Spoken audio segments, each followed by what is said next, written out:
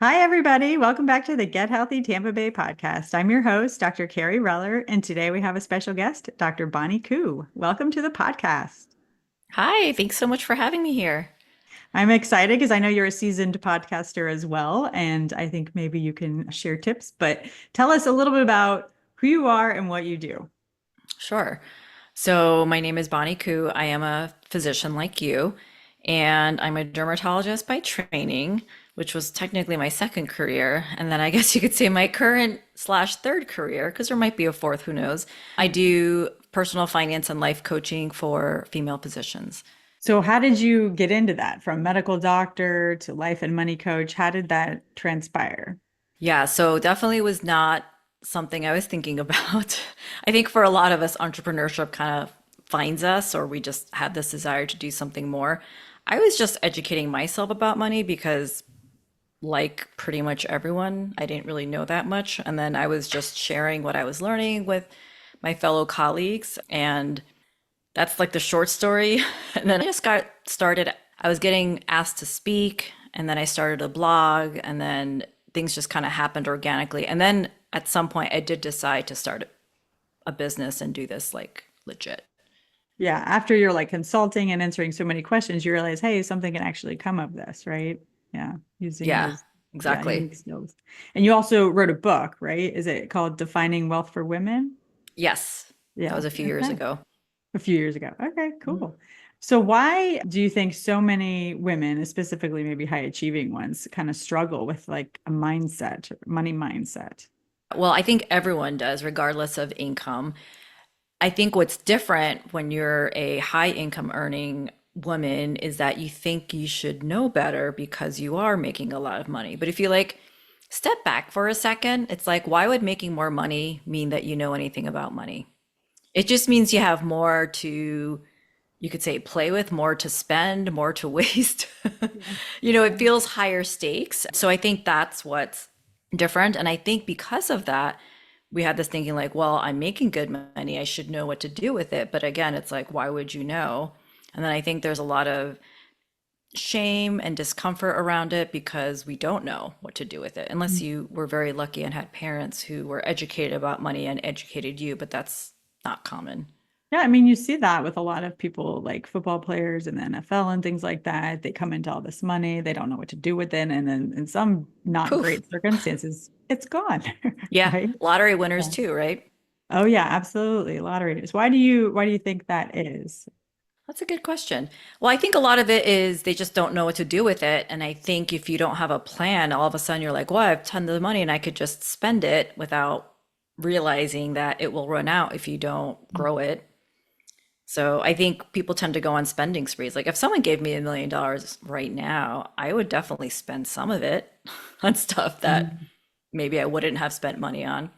And I would put it to work so I would make more money. But most people aren't thinking that when they have money. A lot of people think of money as money comes in and then I spend the money. And when they think Mhm. of money, they think of money they want to spend.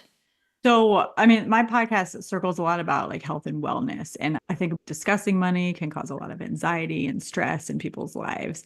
How would you say that you can put people at ease? Maybe it's knowledge or whatever other way. What do you think?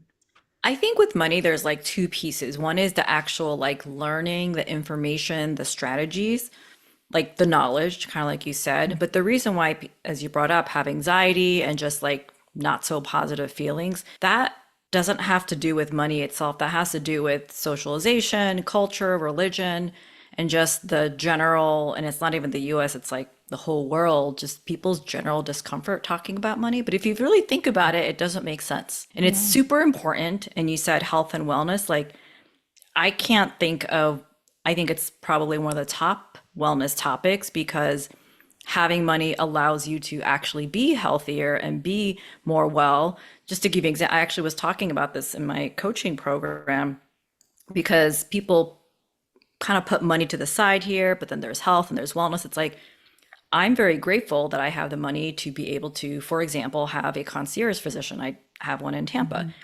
I feel grateful that I don't have a personal trainer now. I did. I need to find a new one, but be able to hire a personal trainer for my wellness. Of course, I don't need to hire a personal trainer, but it makes things easier. or be able to spend money to go to a gym. So having money is a huge facilitator for health and wellness, and obviously all the other areas of your life that are important.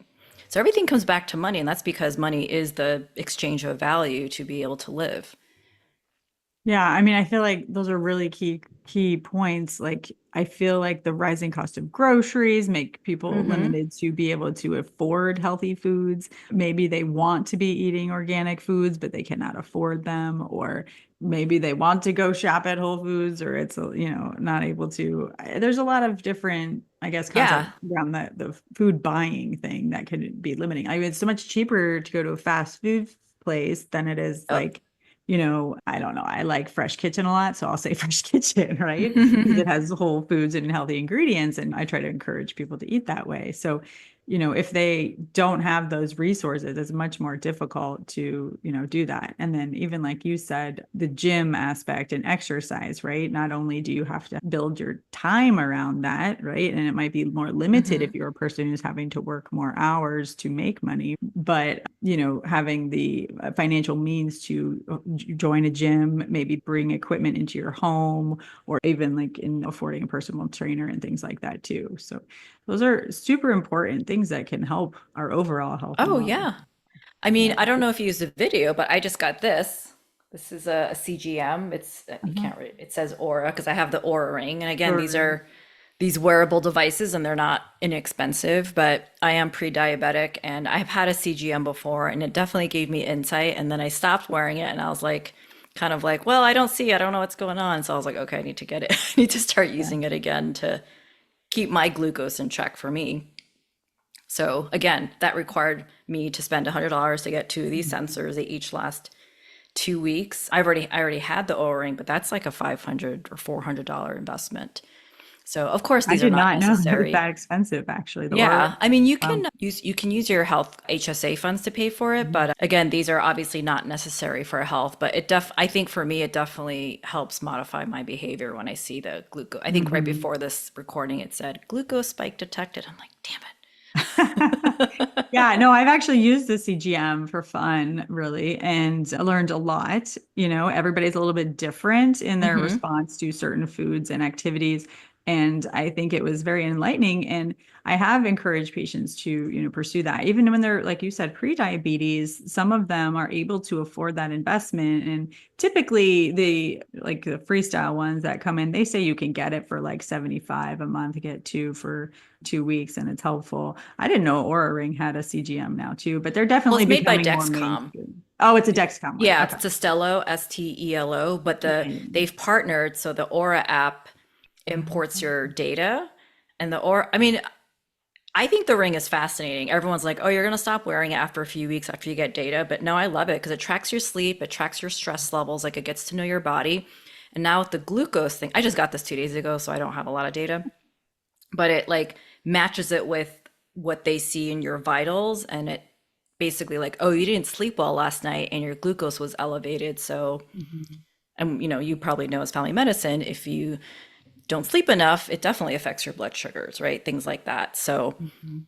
anyway, I'm really excited to see what it says. It's probably going to tell me to stop eating so many carbs, but Yeah, our health app that we work with our weight management clients does integrate with the Oura Ring. I don't have anybody that has one, and I don't actually have one myself, but it does, like you were mentioning, like sleep and cortisol levels and, yep. like you said, stress and everything. It can definitely obviously be intertwined. And I mean, if you're a data nerd like me, I think it's a great thing to have, but some people don't want to know so much. But the more you have like the ability to fund these things, and you can really, I guess, escalate your overall health in that way as well. Yeah. So, what are some myths, like money myths or thought patterns that kind of hold people back, whether, medicine or not in medicine? Yeah. Well, I think probably the two that come to mind immediately is, a lot of us feel like money is made linearly. And what I mean by that is it's a direct time times effort equation to make money. On one hand, we think it's true. On the other hand, we also know it's not true because that doesn't explain how are some people making millions of dollars and we all have the same hours in a day.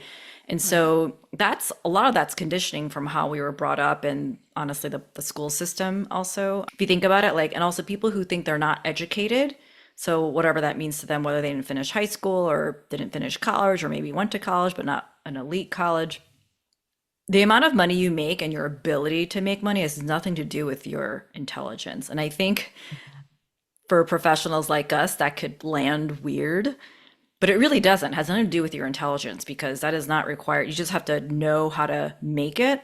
And then you also have to understand that money can be created out of thin air. And what I mean by that is, most people are either salaried or they're paid hourly. Most physicians, we are paid, fee for service, right? Like per unit of whatever RVUs, et cetera. But that's not the only way to make money. Hmm. And so I think a lot of people, at some point they're like, oh, I'm behind, like I'm never going to be able to retire. But that's all based on the thought error that money is made linearly. And so it's like, well, I'm 50 and I don't have, whatever they think they should be having their retirement account. And now I'm behind and I got to work another 10 years or whatever they're thinking. Yeah. But that's not true because money isn't made linearly. Now, if you do want to, like, if you have money goals that require you to have more money in 5 years versus 20, then you're going to have to do something a little different. And what I mean by a little different is your traditional model of retirement is you max out your retirement accounts and then hopefully by 60 or 70, there's enough for you to live on. I know we're kind of going off topic. I could talk about this stuff forever, but that's also Okay. an outdated paradigm because go to school, get good grades, get a high paying job, and then retire. Like, I think, well, not just me, but people are just kind of questioning that paradigm. It's like, who said we should have the same career for 30 or 40 or 50 years and that then I would want to retire? It's like, how do we build a life that you don't have to retire from? So when people tell me they want to make sure they're ready for retirement, it's like, well, what does that mean to you? And I'm guessing most of your audience, they're not going to retire and just sit around and do nothing. Right. I mean, maybe travel, right? But it's like, how do you create a life where that's not the end goal? Like to me, the goal is to have money coming in from multiple sources so that I'm not dependent on one income stream. And for most people, that's their job. Yeah, exactly. The salary. So I mean, you even said it right there. Like in school, we're not learning these things, right? In school, they're like, oh, what do you want to be when you grow up, right? Like to, like you said, be in that Mhm. job, like 30 years, work, retire, and then you're done, right? And I think that's a shame, but like you said, a lot of people are questioning the system. And I think we're also taught to, save and not build wealth. So in Mm. a way, it's not, I don't know. How do we go from like that scarcity to abundance with that thought pattern? Like when we're supposed to be, oh, we got to save, save, save instead of building something. Yeah. So it's not that you shouldn't save, it's just don't just put the money away and do nothing with it. Like it should be working for you. Like there's that saying, every dollar Yeah. has a job, and each dollar is like a soldier, and each soldier should be making money for you, you know? So in terms of the scarcity, that just means, the not enough syndrome. And so I think I'm not even sure if I have access to abundance per se, but I think we want to go from feeling like there's not enough to feeling like there is enough. Because the truth is, all of your listeners have enough money. If they're able to listen to this podcast, they have enough money. And Mhm. so if people can just focus on that, like, yeah, I have enough today. Like, I'm just guessing you're not worried about not being able to pay your utilities bill tomorrow, for example, right? Like, Mhm. if you really like sit down and like logically think, like, yeah, I have enough money right now, today, I'm pretty sure tomorrow as well. And so that's accessible to almost, like I said, everyone listening to this podcast right now, because they have the ability to means Mhm. they're sufficient in that sense. So let's say someone is, concerned and stressed and in debt. How can they start thinking about, saving, investing, and getting out of this stressful situation? So there's a few things there. One is that so debt is kind of like a loaded topic and even word because again, Mhm. I think it's not just in the US, but debt is like villainized. It's bad if you have debt. There's obviously different types of debt. There's good debt, there's bad debt, whatever. I guess good debt, student loans, bad debts, credit card debt. Although I would call some student loans are bad debt. Like I would, for example, I know I don't want to give too many details, but let's just say I know someone who's going to college and is going to a no-name college And it's not a judgment about the school he's going to, but it's a judgment that he's going to a crappy college that costs $70,000 a year. Now that, I think, is bad debt. Anyway, Mhm. I went off topic there, but schools, as you know, are just so ridiculously expensive. It's just not worth it, in my opinion. Thankfully, in Florida, the schools are very cheap. The state schools, The states, well, the colleges, the you state mean? colleges. Yeah, Yeah, yeah, yeah, yeah. I'm in like, Florida. well, you're living in the Tampa Bay area, and if your kids are going to private school, they're not cheap, in my opinion. But if they're in public school, they have also now the scholarship and stuff, which is nice Yeah. for some people to be able to do that. But I'm at the yeah, I colleges mean, in the state. yeah. So part of it is to just like uncouple their negative feelings around debt because Mhm. that's just all beliefs that they've inherited from all the people around them, like especially Dave Ramsey, who basically is like the anti-debt person. So I'm not saying debt is good, but debt in itself, it's neither good or bad.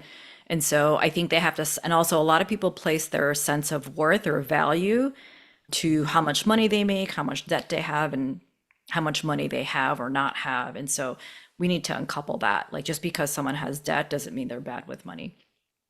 But Mhm. a lot of people kind of conflate the two. And then, people who have an inflated sense of self when they do have a lot of money, who just think they're better than people because they have. It's very like if you like even just saying when I say these things to my clients or other people, everyone's like, "Oh yeah, that's dumb." They didn't That's what? saying it out loud, just bringing into Yeah. that awareness. Like, yeah, why would someone feel better than someone just because they had more money? But you see it all the time, you know? Yeah. So, and then the flip side too. Hmm. Yeah, I was going to say with the flip side, like I think, like you said, how do you uncouple the thoughts of, are you whatever, have a lot, have a little, or whatever from your worth, right? Your value that you give back to society or how you feel about a person. Do Yeah. is this something that you typically kind of coach on in your programs or what do I you think do? the first thing is just the having, yeah, so having the awareness. Like I feel like anytime you want to change something is you first have the awareness. So like for example, let's say it was me that had, I don't know, $200,000 of credit card debt and just miserable because of it and thinking I'm a bad person or whatever because of it. So I think the first step is just being aware of the fact that I think having debt means I'm a bad person. Yeah, okay. Just having an awareness that, oh, I think having debt means I'm a bad person or I'm not good with money. So just that initial awareness is like the first step. Because some people never have that awareness and they will spend the rest of their lives thinking that, right? Yeah.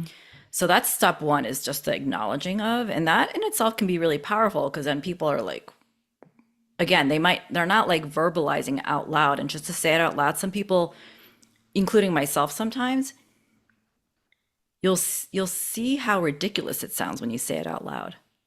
Right? But they're not like logically thinking. They're just like, when you're stuck inside your brain and body, like all crazy, all sorts of crazy things can happen. But sometimes just saying it out loud, you're like, whoa, that does not make sense at all. What can I do about it now? Mhm. So step one is acknowledging. And then step two is I always tell my clients is add the phrase, I'm telling myself. So in this case, I'll say, I'm telling myself that I'm bad with money because I have $200,000 of credit card debt. So that inserts like a space. I'm telling myself because it's like when you hear yourself saying that, like, yeah, it's not true. I'm telling myself that this is true. So Mhm. that also not just creates awareness, but it starts to create some separation between you and that belief that you think is true. Because most of the Mhm. thoughts that we have aren't true. Yeah, yeah. So it's like changing your thought pattern and Yeah. therefore hopefully behavior, right? For the next future Yeah. steps.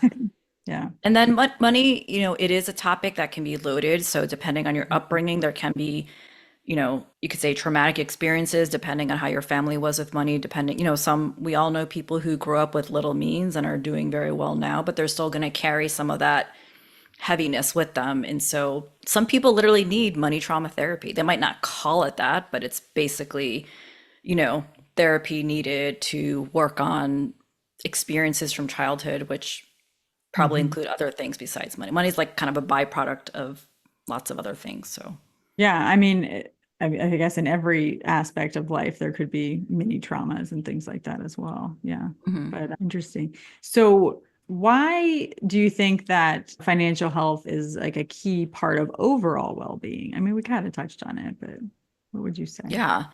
Well, everyone listening, what I would love for them to take away is that ultimately money is a tool and it's a tool to help you live the way that you want, right? That's why we need money because I need money, like we're renting now, I need money to be able to pay rent so I can have a nice place to live in, right? I need money or needed money to have this microphone so I could podcast and the sound isn't terrible. And so money is critical to every aspect of life. That doesn't mean everything costs money, but Hmm. almost everything does. And there's a lot of problems that money can solve if you have the money to throw at it. Not every problem can be solved with money. And so we talked about earlier how it can really help with your health and wellness. And again, it's not about like, oh, you need to go buy all these devices to Yeah. be in better health, but certain things will be much easier if you have money. Being able to go to the gym, like if you can't afford to go to the gym, it's not that, of course, you can still exercise. It's just going to take a little bit more, effort to do so. So, and then, my son, he gets speech, OT, reading, tutoring, all that's out of pocket. Of course, we could have gone through the public school, but he goes to private. And so all those things cost money. And so do we need to do these things for him to pay for them? No, but I wanted to give him the best support that we could. And I'm very grateful that I have the resources to do that. So these are just like little examples, or like, we like to travel a lot. So having the ability to pay for travel and, all that kind of stuff. So it infiltrates every area of life. And when you don't have money, it's not that, oh, I'm just going to have, I don't know, a more modest home or that, not everyone wants the things that I want or has the desires that you would like. But most of us, not most, every one of us needs money to live a certain way. And you can't like separate the money from life. So Mhm. if you want to like work less, pretty much all my clients want to work less, but then they all say, but I can't because of money. It's just so intertwined with life that it's so important and it for 100% sure affects all areas of our life. Mhm. You mentioned that you can create money. What would you give us an example of that? Well, I mean, I'm an entrepreneur. Like I talk to a lot of female physicians who want to start businesses or have business ideas and in all Mhm. various stages. And a lot of them are like, well, I don't know if people would pay me. And I'm like, listen, people make money on the internet selling farts in a jar. That's like a true thing. I don't know if that person does it anymore, but did you hear about this a few years ago? I don't know. No. Yeah, but like, this is legit true. And they That's were selling it for hundreds of dollars for per jar. So what I mean by just creating money is like you just have to have money is an exchange of value. So you just have to have something that people want. Mhm. Like think Apparently of farts all in of a us. We jar. all spend money on things. Why? Because it's something that we want or something that we have to pay like taxes. But generally speaking, most of the money we spend on are things that we want. I didn't have to buy an iPhone. The iPhone is hugely valuable. That's why people are willing to pay $1,000, even people who quote unquote can't afford it because it is so helpful and valuable. So I'm not saying you should invent the next iPhone, although you certainly could, but anything that's of value, like think of like it's just looking around, like I don't know, I paid someone for curtains that I bought from Costco because I need shade from the window. So just so you can get a job, but if you want to, I think the creation of money really comes from being a business owner and creating something of value. So I'm not saying you have to go into business, but I Hmm. do recommend it because I think that's where you have the most control over your time and effort and money, and it's also inherently very risky. I think if you're listening and you have a business idea that's percolating, like I would just say don't ignore it and you can work on it while you're doing whatever job you're doing now. Hmm. Yeah. What is, I guess, one financial decision that you're kind of most proud of for you? Oh, not getting legally married Oh, okay. For because the it's tax a saving contract. strategy? Yeah. Sorry? I'm just curious. Go ahead. Oh, yeah. And I don't know if it's like the proud of, but like I think you could say it's an important one that I've made because You and I probably just see a lot of people getting divorced because it's just, the divorce rate's what, 30 to 40, 50. People say 50%, but for our demographic, it's 40%-ish or maybe even less. But it's still pretty high. Mhm. And all of us know people who've been divorced who are just fighting over money. And like, if you just, even the whole institution of marriage, and I'm not anti marriage per se, but if you think about the legal implications, it's kind of strange. It's also based on patriarchy when women, we were property of men. Like those are the Mhm. origins. And so here in the US, getting married is like a legal contract, and people ignore it. And then when they get divorced, they regret not having a prenup or just thinking through it a bit more. I think Mhm. you should marry for love, but I think we all have to realize that it is a contract. So it just makes things easier not to be married, to like not have to worry about things. And so, yeah, whenever I see these, you and I are probably in similar Facebook groups and just hearing about the stories, like I'm just very grateful that I won't have to deal with most aspects of it. Because when you have a child with someone, you still have to go through family court or whatever. Yeah. Yeah. Interesting. So you have recently moved to Tampa. I guess I wanted to know like what you like most about being here, but another question would be, I think the rising costs of everything in Tampa, how would you coach someone on that who was maybe comfortable and now everything is just going crazy in the last few It's, years? I'm from New Jersey, New York City, so the prices here are still cheaper to me. But I have looked at housing prices. I was just trying to get a sense of what they used to be and what they are now, and I could see the dramatic increase. So I think this is actually a good question because, with technologies changing so fast and with AI, I think people have to really pay attention to what's going on. I don't mean like being glued to the news, but I think the job market and how people make money it's already happening. It's going to be changing just more and more rapidly. And this is also, I think physicians or anyone that has a quote unquote stable job needs to really be on top of this. So what I mean by that is you have to be agile and flexible. And so I think this is where you have to really be, when I say creative, what I mean by is you don't have to be an entrepreneur, but you have to think like one. And so what that means is having a creative mindset, a growth mindset, being flexible and adjusting your skill set. So like, yeah, maybe and again, I'm only using the doctor example because I am one. It's like, okay, I may, you know, I'm going to pretend to be I'm family medicine because a lot of people, whatever skill set they have, think, well, I can't do anything else because I'm a doctor. And it's like, but the skills required to be one, I don't even mean the specific skills like what you do with patients, but be able to learn quickly, be able to think through things, being able to communicate. I'm talking about those skills that are not specific to what you do. You have to know what your skill sets are. You have to be willing to learn new skill sets and then being able to adjust and get ahead of it because AI is going to take over some jobs or it's going to modify jobs. And so if you're just going to live under a tree, I just think it's not good for your financial health, but also just a missed opportunity to do something new Mhm. or creative with that. So, okay, so I know you asked about the growing cost of in Tampa, but again, I don't know. I personally rent, and now that I moved here with two hurricanes, I have no desire to buy. I've never been a huge like having to own a home, but I don't know. I just feel like in Tampa, if your house got ruined, and even if you have insurance, it's not like it fully paid for everything. So I think your housing costs should not be a huge expense. And I'm sure there are people listening here who are spending way too much money in terms of their monthly income on where they Mhm. live. And it's a choice, I should say. There's like an So, equation that I remember the real estate people telling us. What is it, like a third of your income or oh something? no, 25% or less. 25%. Okay.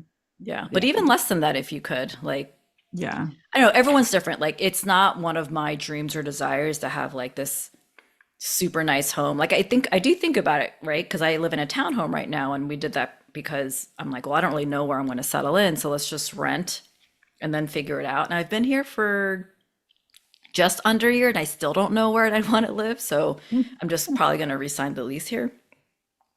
But then I do sometimes I'm like, well, it'd be nice to have like a nice backyard and a pool. I'm like, but then I'd have to take care of the Mhm. backyard and the pool and deal with everything that breaks. Like, I really love not having to worry about that stuff.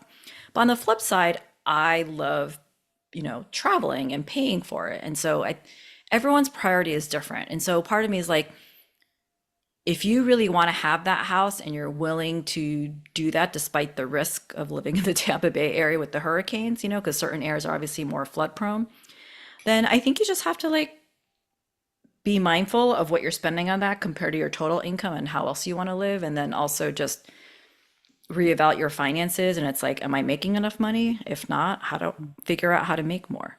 And everyone's like, well, how do you make more?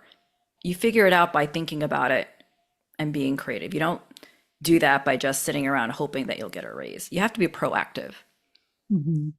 But I also think a lot of us have that, well, I'm an employee and I just want a paycheck for my time. And there's nothing wrong with that, but you will never create substantial wealth as an employee unless you don't spend any of the money that you make.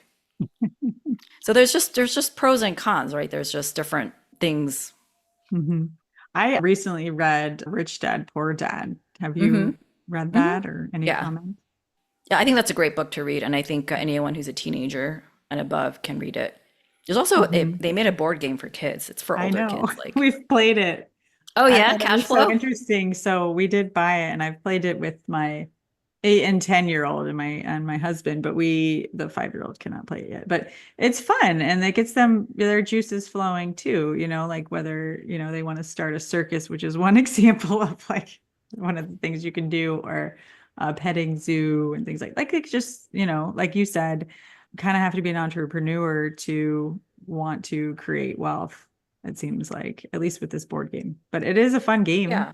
Well, Yeah. I think it's so funny. I was like, oh, we didn't even talk about like the basic. If people walked away with just one thing from this episode Yeah. is the key is like, how do you build wealth? You have to have slash buy income producing assets. That's what that book's about. That's what that game is Mhm. about. And most people, when I said in the very beginning, they think of money as money that they can, what can I spend and buy with it? So they're thinking, I want to buy a home, not an asset. People say it is, but it's not Mhm. while you're living in it. And if you live in Florida, you definitely know it's not an asset while you're living in it. And, or they want to buy a nice car. And none of those things are income producing assets. They say the middle class buy liabilities first, assets later, and they say rich people, and again, this is just, a The book. Yeah. generalization. Rich people buy assets and then they buy the liabilities because their assets are paying for the liabilities. But Hmm. most of us do it in reverse. Like when I see new physicians and like they're just like starving to buy a new home, I'm just like, don't do it.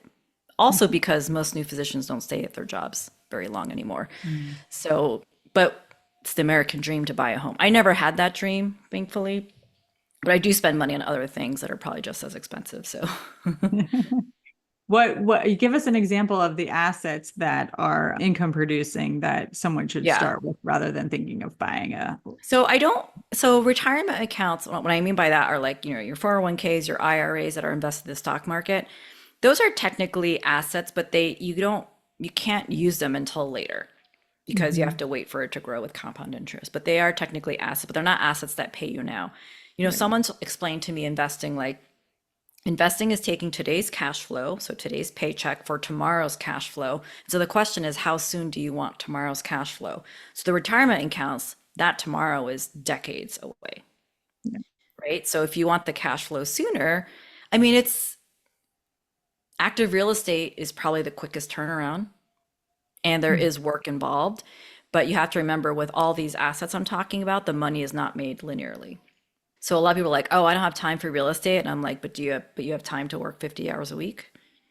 So it's what I mean by that question is you put in work for real estate, but then it becomes more hands off. And then also the tax code is written for real estate investors, and I don't think people realize that. Like it literally is This is written for all in real that estate book. investors Yeah. and business owners, but real estate investors get the most write-offs Mhm. because who wrote the tax code? Rich people.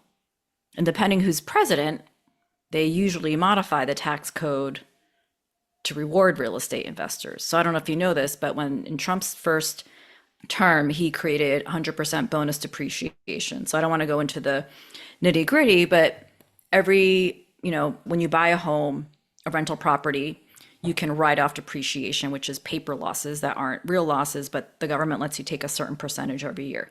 With 100% bonus depreciation, you can take all of it in the first year. So basically, that means you can write off a lot and have substantial tax savings. So it's not just what you make, it's what you keep. So I have real estate friends, not me, who have not paid federal income taxes in over a decade because they're real estate investors. So there's a Mhm. reason why so many wealthy people invest in real estate, because it is a true wealth creation vehicle and it's a physical asset as well. So that's usually what I recommend to high income earners, because they usually do have the capital for a down payment, and also banks like you when you make a lot of money, meaning like you'll get a loan, a mortgage for that. So that is a relatively quick turnaround if you're willing to put in the work for that.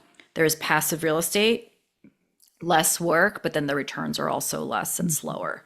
So as you can see, there's no easy button. If there was something super easy that would make a lot of money, I'm sure you would have heard about it by now. You can hit it big with business. But businesses, they say 90% of businesses fail in the first 3 years or something like that, which sounds like horrible That sounds odds. terrible. And the potential rewards are also sky high. There's no limit Mhm. technically. Mhm. Yeah. Honestly, given the hurricanes and things like that in our area, a lot of businesses had to Mhm. close or move and stuff like that too. So, it's pretty sad as well in our area, but hopefully they find, another avenue or things like that. Like I can think of several just in our like Main Street Safety Harbor area. They lost power for so long and they had to use their insurance. And it's a really terrible thing. But, I think you kind of give hope with what other ideas may come and what they could do with that to, continue building wealth and surviving really. But Yeah, brick and mortar businesses are definitely harder because of the yeah. actual physical property that can be damaged.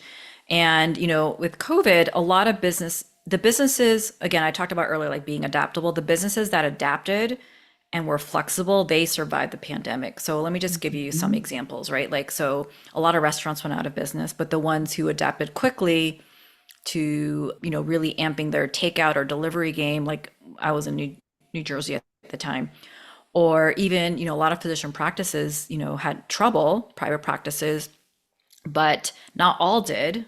So for example, one of my friends, a pediatrician owner, she it's not visits decreased, but what she ended up doing was like, well, how can we bring money into the practice, because patients don't want to come in because they don't want to be around sick people. And so she realized that COVID insurance was reimbursing COVID testing pretty well, and so I don't know, got the machine or whatever, and were Yeah. making it available. So that's kind of what I mean by being flexible and Mhm. creative, like thinking a bit out of the box, like what else can we do? And even within my business, you want to have redundancy streams of income. So my business makes money not with just one service. It's money comes in multiple ways. And so I think that's kind of what I want people to take away, was like you have to have multiple streams of income. If you only get paid if you work and you show up to work, that's a problem. Yeah, So I the think that's a question great is, message for sure. yeah, then the question is, okay, how can I create another stream of income? And it doesn't mean it has to be like something on the side that just makes money in your sleep. But for example, do you own your own practice? I do, yes. Yeah. So for you, it's like, and whether or not you want to talk about it, but if the only way your practice makes money is direct patient care, then I would encourage you to think of how else the practice could bring in Mhm. money that's not fully dependent on you seeing patients. Yeah, yeah. I'm always thinking of things and new Yeah, I mean, you protocols, could but it's hire not obviously easy because we're other also doctors. like an insurance-based world, which is also hard. But yeah, Yeah. another story, another day for that, I think. Yeah.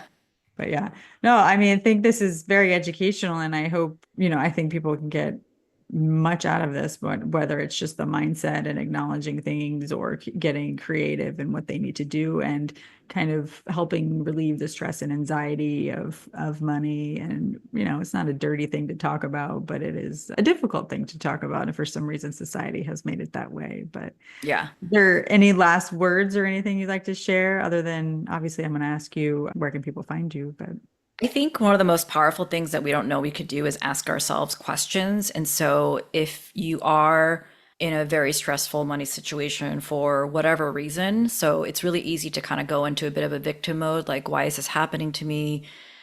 But if you just flip the question a little bit and ask yourself, like, how can I make more money? How can I get out of debt? How can I create other sources of income? Like that question is just powerful in itself because it's shifting your brain to look for solutions versus just focusing on the problem. Yeah, that's good advice as well. So where can people find you if they want to work with you or follow you or read your Sure. book or your podcast? Yeah. So the brand name is Wealthy Mom MD, and so that's my Instagram handle. So I would probably say just find me there, and that's also the name of my website, and it's also the name of my podcast. So pretty easy. Nice. Yeah. Well, it's nice to have you in Tampa. So thank you for moving here. But yeah, thank you so much for being on the podcast today. This was a lot of fun and educational, definitely for me as well. And I hope everybody will tune in next week to listen in. Bye. Thanks for having me. Thank you.